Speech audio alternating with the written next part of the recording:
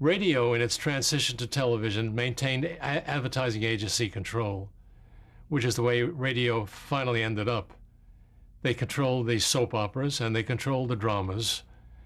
And Benton, I'm trying to think now, Kraft Television Theater was controlled by Benton and Bowles, who had Harry Herman and Stan Quinn. That's doing pretty well. Those were the two primary directors on it. And then eventually it included others like myself. But the two directors originally were advertising agency employees who were directing the show, and they're still cast through the ad agency. So you weren't personally involved in the casting of the shows? Oh, every director was, if you could get your 2 cents in, but it was a fight always. Were there actors who were so good at it that you used them again and again? Oh, yes. Are there any ones that come to mind? Yes, E.G. Marshall. I was watching last night 12 Angry Men again, and it holds up. Reggie Rose was the writer of it, and you had people like, and Henry Fonda was the lead, but you had Bonnie Balsam and E.G. Marshall. These were actors who I lived nearby and who I worked with and who I lived with, in a sense, because we all knew each other that well.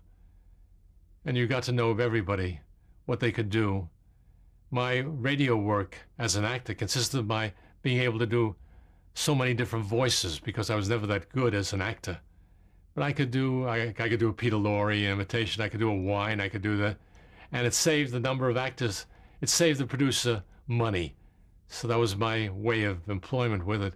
And later on as a director, I used the same kind of rules. You used people that you could count on and that were multi-dimensional in terms of what they could do and how they could do it. So what was your relationship with the advertising agency as a director for NBC? Well, it had to be good. We got paid extra with what they call a talent fee, because we were doing a job that the agency, if I did a commercial, for example, it was not the network's responsibility, the network. It was NBC locally in New York.